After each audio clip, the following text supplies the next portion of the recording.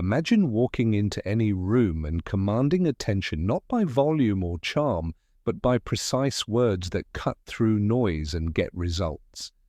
This audio summary will teach you how to speak with clarity, confidence, and strategic intent, how to turn conversations into outcomes, questions into leverage, and moments of awkward silence into persuasive advantage. You will learn simple cognitive frameworks for structuring what you say, practical phrasing that prevents misinterpretation, and quick mental checks that stop you from saying things you will regret. No pep talk, no vague techniques, just repeatable habits, real-world examples, and immediate practices you can use today to sound smarter, lead better, and influence reliably. Listen through. Every minute contains one usable skill you can apply the moment the chapter ends. Chapter 1. Speak with purpose and cut the noise. Imagine walking into a meeting and having 30 seconds to make people lean in or walk away. The truth is that most conversations fail before they even start because speakers have not chosen their purpose. Speaking with purpose is not a lofty idea, it is an operational discipline.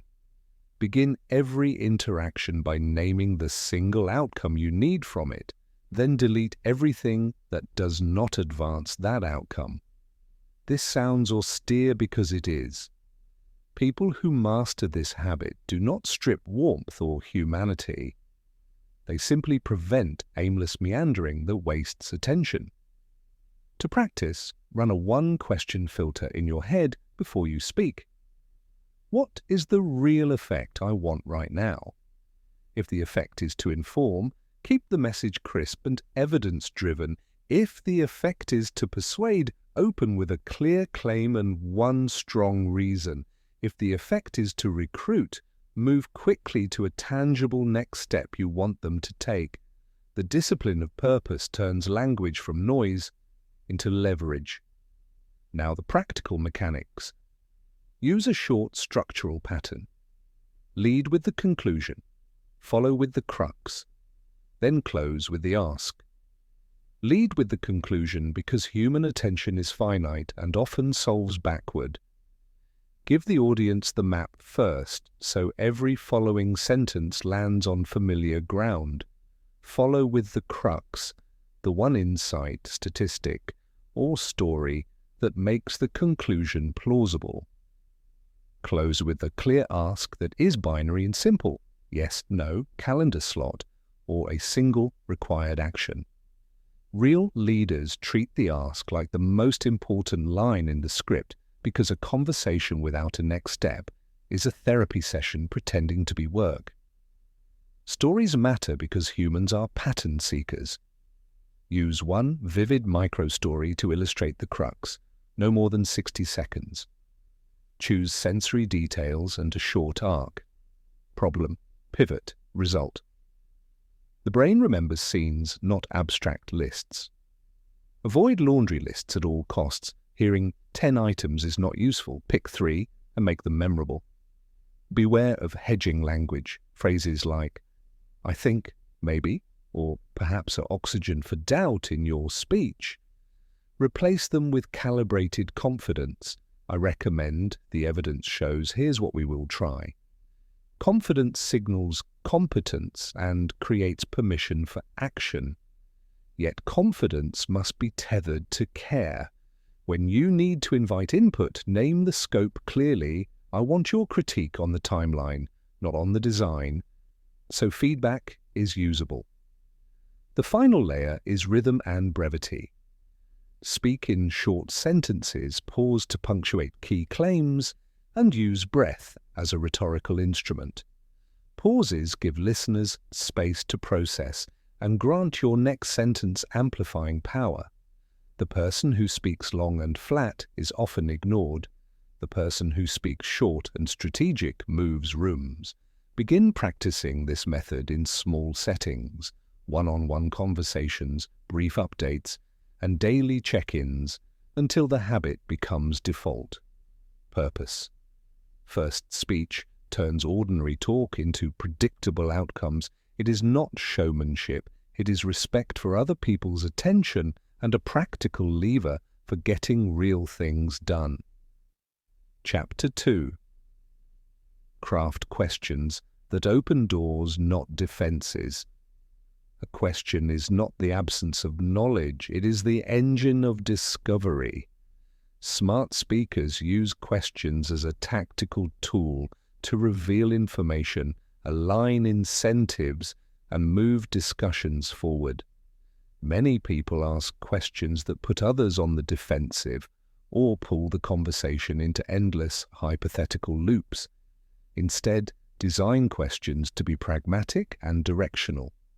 Start with short setup, then a narrow request. Use the phrase "help me understand" when you want an explanation, because it reduces shame and invites honest detail. Use calibrated choice questions when you need direction. Would you prefer option A for speed or option B for thoroughness?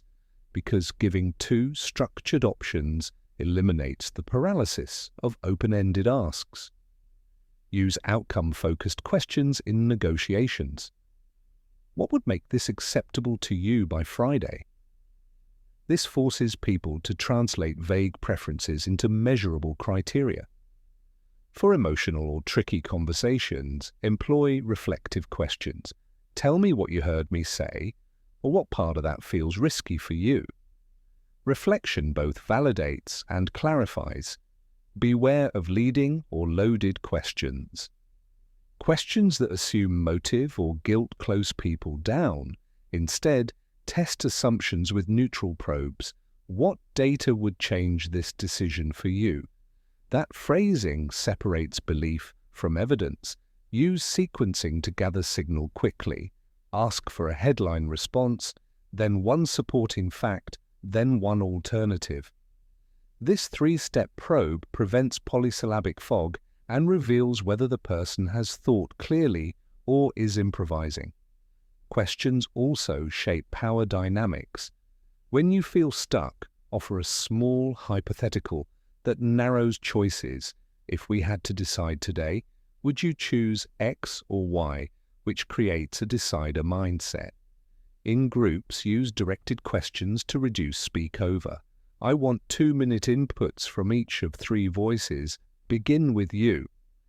This flattens the dominance effect and surfaces diversity. Finally, treat silence as an ally. After posing a question, wait more than you think necessary. People will often fill the silence with more honest content. Rushed follow-ups signal impatience and truncate insight. A question well placed and left to breathe forces real thinking. Practice this intentionally. Design one question each morning that you will use during the day to test assumptions, gather feedback, or accelerate a decision. Questions are not neutral, they are designed moves. When you deploy them like that, conversations become instruments of progress rather than exercises in inertia. Chapter 3. The language of credibility. Say less, prove more. Credibility is the invisible currency in every conversation.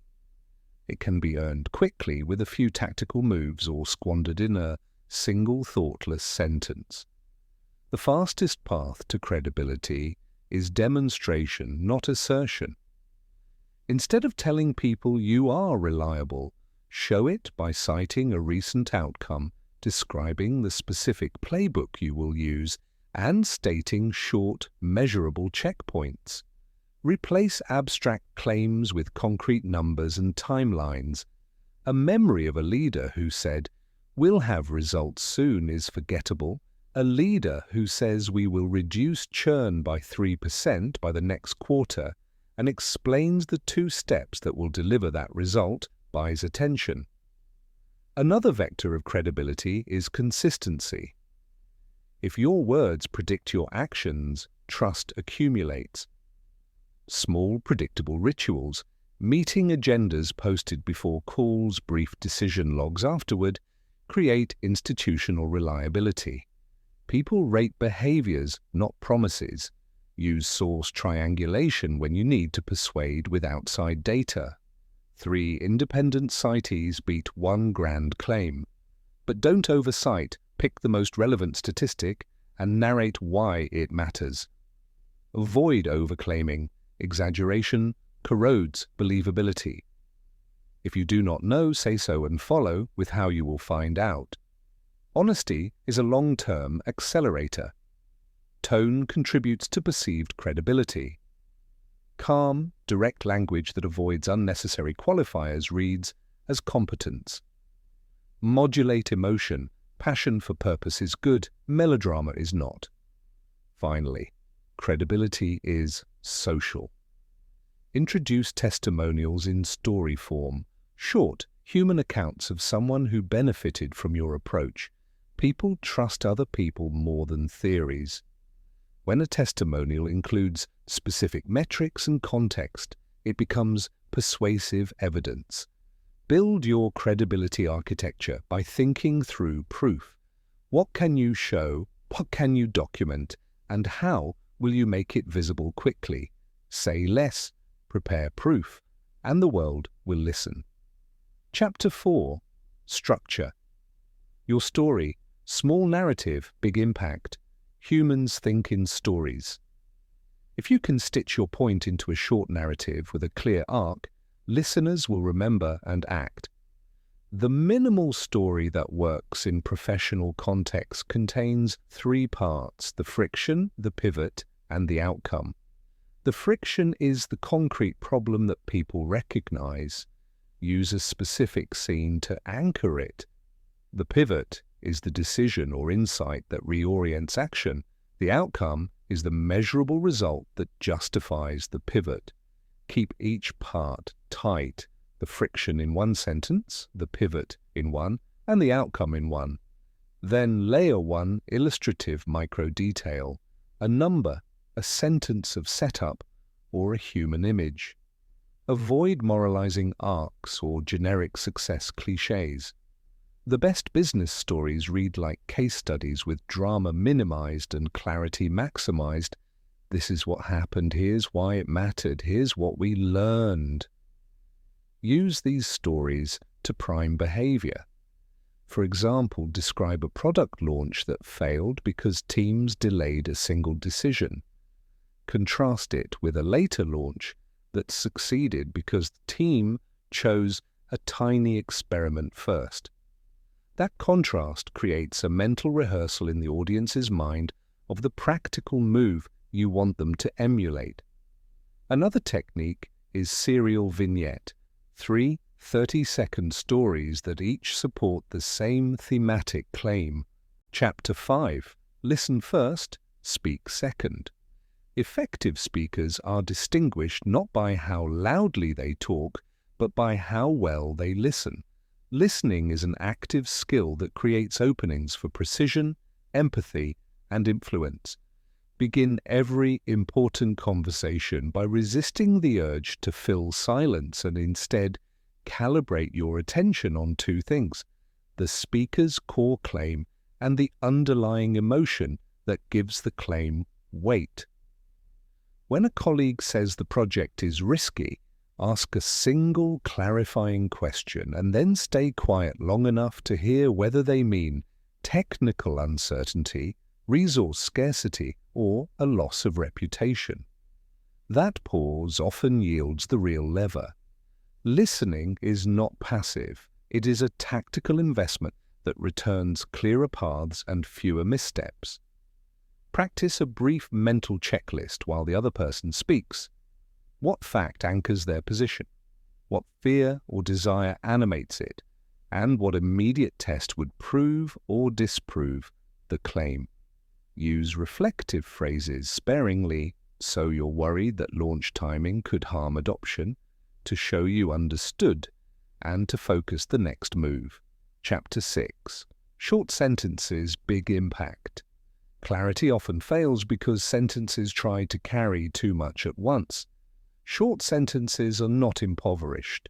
They are permission for your listener's brain to follow. Train yourself to express core ideas in sentences of 12 words or fewer. When you draft a difficult point, write it tightly, read it aloud, and cut words until the meaning remains vivid. Short sentences force you to choose the clearest noun and the strongest verb. They also create rhythm. A cadence of short sentences followed by a slightly longer explanatory one keeps attention engaged and reduces cognitive fatigue. Use this technique in emails, updates, and spoken briefings. Replace conditional fog. It might be preferable if we considered adjusting with direct clarity. We should adjust the plan. Directness invites action. Another benefit of concision is easier memory. People recall crisp statements with images and numbers more reliably than long paragraphs.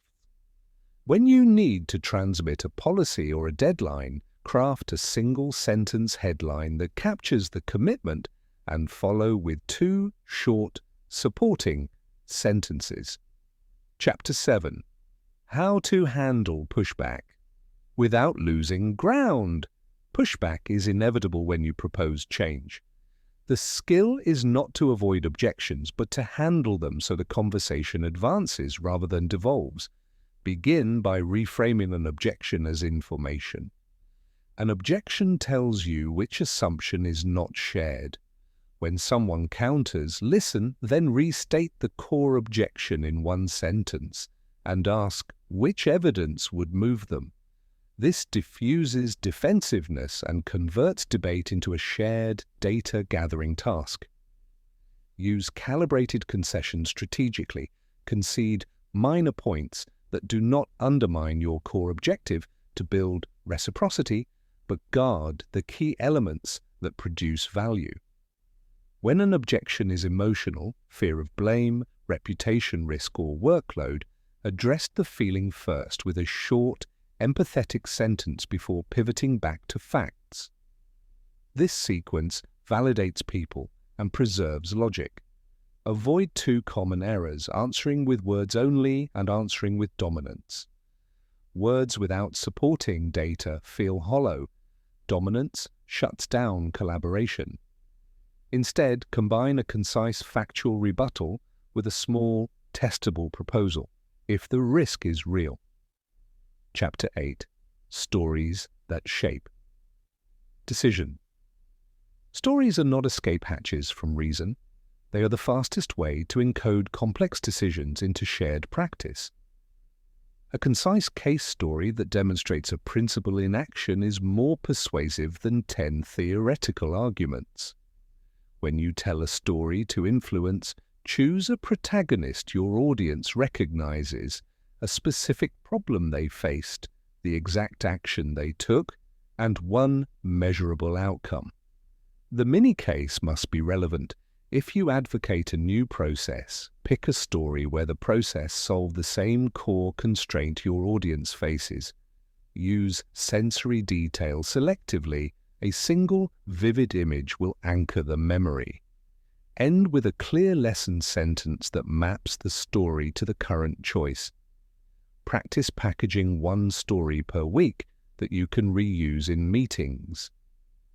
Over time, you will build a small library of muscular, repeatable narratives that shortcut resistance and align behavior. Stories also calibrate expectations. They show trade-offs and costs in human terms rather than abstract percentages. When you need to move people from concept to action, a well-chosen story often creates the moral permission to change. Chapter 9. Questions that lead to yes. Asking the right question is often the most persuasive move you can make. Questions that steer toward outcomes use binary choices, deadlines, or concrete alternatives. Replace broad, open invitations with focused option questions.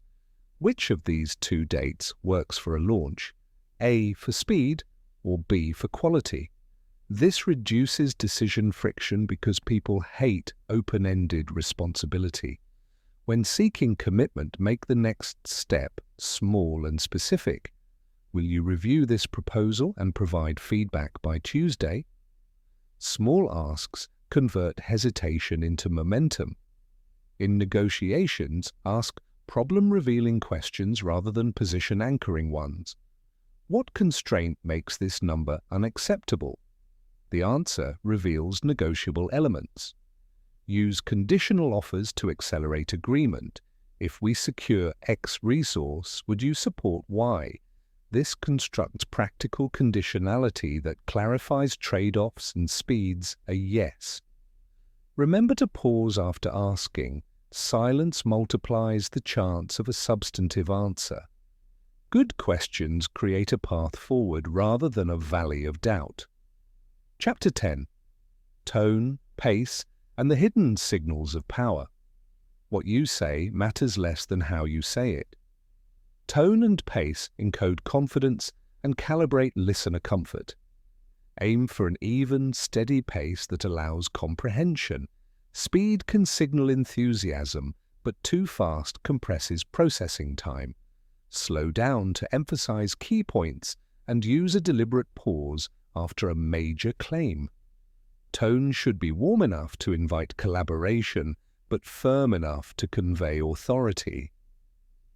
Avoid vocal patterns that undercut certainty, upward lilt endings that turn statements into questions, or breathy qualifiers that invite correction.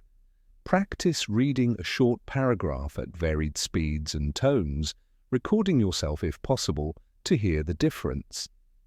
The people who master tone and pace are not louder, they are more predictable and therefore more trusted.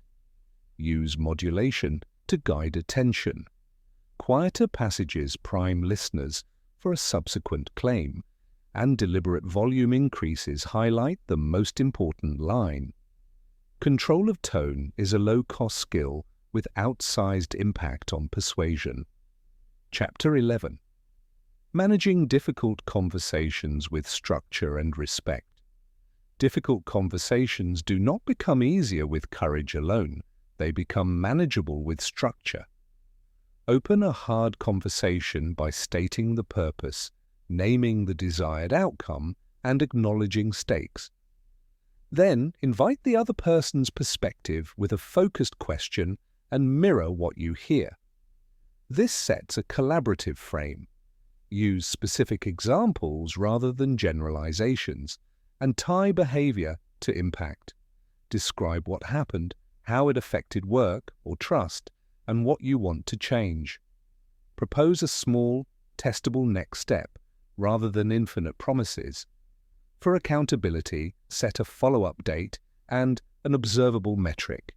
Treat apology and ownership as tools for repair rather than weakness. A brief, sincere admission of error clears space for solution.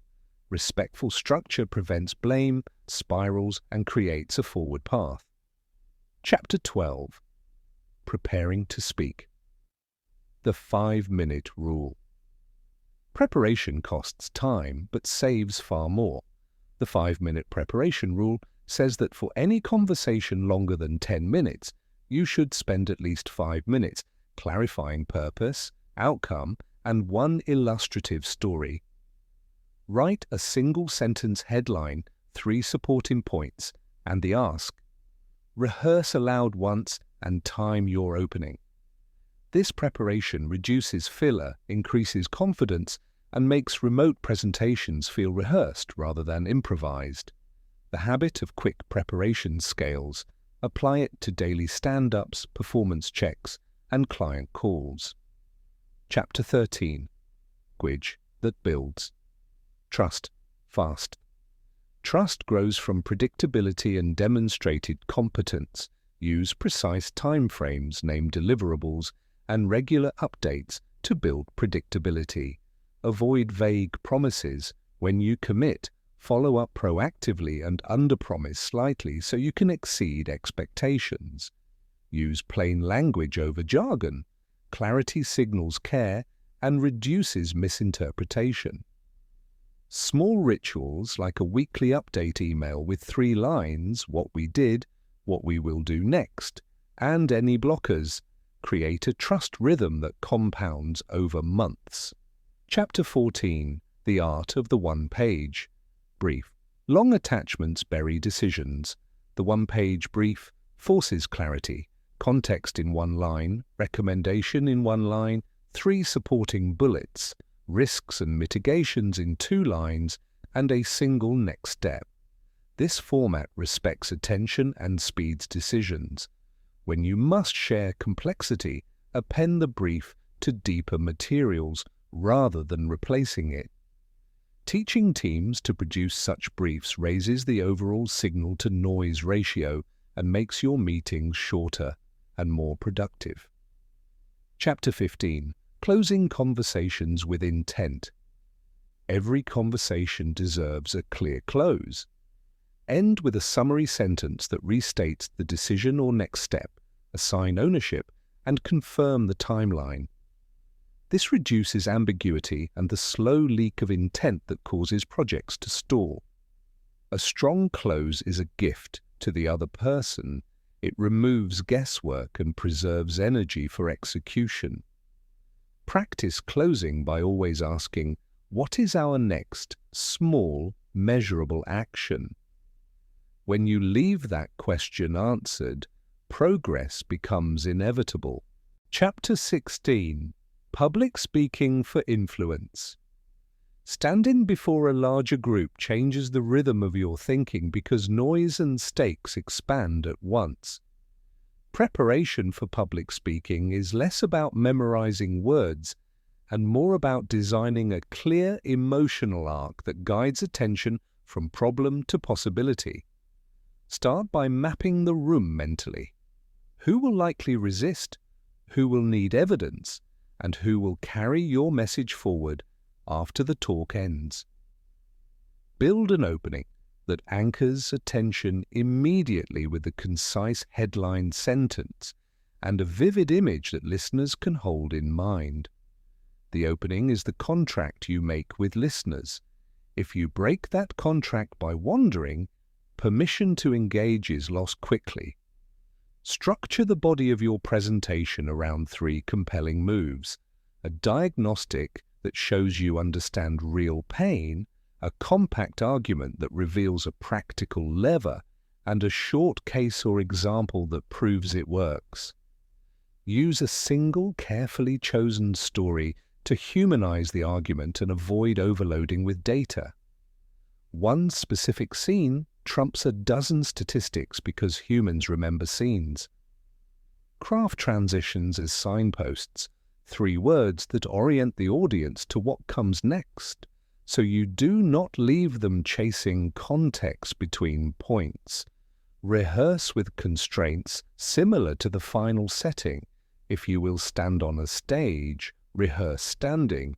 If slides are limited, rehearse without relying on them heavily. Control pace with breath and micro pauses. Each pause is a rhetorical amplifier that lets a key idea settle into memory. Anticipate the emotional arc. Listeners do not just need logic, they require relief, hope, or permission to act. End with a close that is both prescriptive and aspirational, a clear next step the audience can take paired with a concise image of the improved future.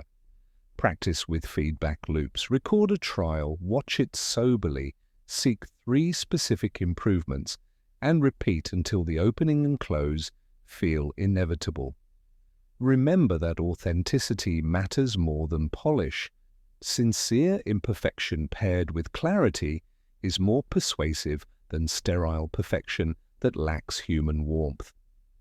Finally, design a retrieval hook, a single short phrase or image listeners can recall and repeat, increasing the chance your message spreads beyond the room.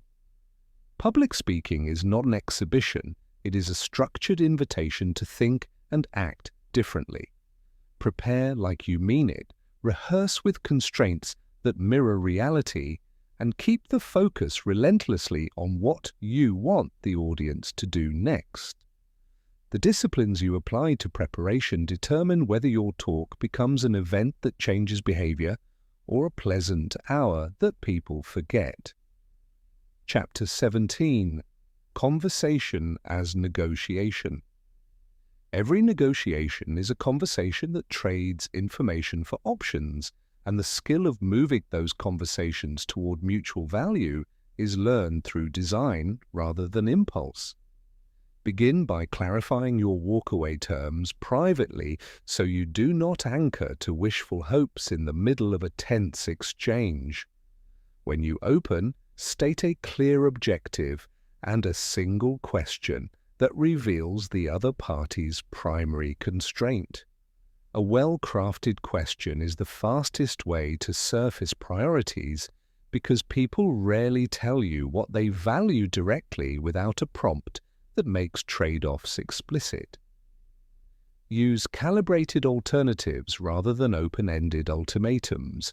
Present two credible paths that differ on time or scope so the counterpart can pick a direction rather than invent one.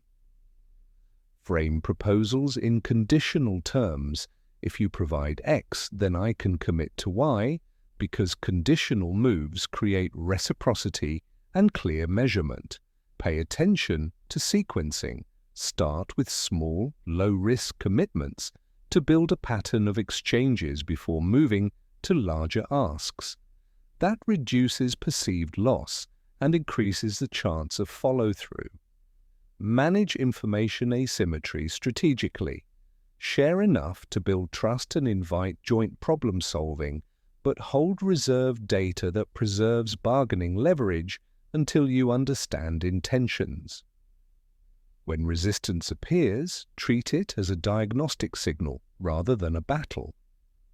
Ask which element of the proposal feels unacceptable and then narrow the problem to one dimension you can test. Use quick experiments in place of long debates, a one-week pilot, a smaller scope delivery, or a conditional approval that requires a single metric. So the negotiation transforms from abstract conflict into empirical learning. Maintain emotional discipline. Pressure amplifies fear and makes people retreat to positions rather than interests. So slow your breathing, use short declarative sentences, and avoid raising voice volume, which signals escalation. Document agreements immediately in plain language to prevent later reinterpretation. Finally, consider the long view. Negotiation is rarely a single encounter. Treat each exchange as an opportunity to build a durable relationship. Preserve dignity in your counterpart and design fallback mechanisms that protect both parties from catastrophic failure. Skilled negotiators reframe opposition into joint problem-solving through questions, conditional offers, and small tests, converting friction into progress. Chapter 18. Everyday, Persuasion, and Small Interactions. The majority of influence happens in brief exchanges that most people treat as minutiae, but those moments compound into reputation and opportunity. Begin by treating everyday interactions as structured invitations rather than random chatter. When you approach a brief ask, open with a clear headline that states the request and its benefit to the listener in one sentence. People respond better when they understand why saying yes matters to them, not only to you. Use the principle of reciprocity in small, ethical ways. Offer a short, useful insight or practical help before asking for a favor, so the interaction feels mutual. Be deliberate about micro-behaviors that signal trustworthiness, punctuality, following through on small commitments, and concise, timely follow-up messages. These micro-habits create a reputation that multiplies the effect of later asks. In spontaneous conversations, ask one clear question that narrows choices and then pause to allow thoughtful response. Pauses are underrated influence tools because they force reflection and often draw out information people might otherwise withhold. Use framing to guide response. Present options in a way that highlights the path you prefer while keeping alternatives genuine. When persuading in passing, aim for a single, memorable line that contains the action you want. Small requests often succeed when they are specific and easy to do. Practice brief persuasive scripts for common scenarios, introducing a project, requesting time, or asking for feedback so you can be clear under social pressure. Watch for social energy. When people seem rushed or distracted, reduce ask size or schedule a follow-up where attention is intact. Finally, cultivate a generous mindset. People are more willing to be influenced by someone who consistently offers value first. The habit of short, meaningful contributions transforms ordinary contact into a network of goodwill that supports larger initiatives later. Everyday persuasion is less about rhetoric and more about designing predictable, respectful exchanges that accumulate into real influence over time. Chapter 19.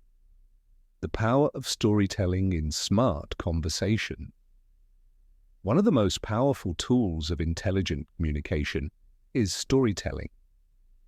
Humans are wired to remember stories more than facts or statistics.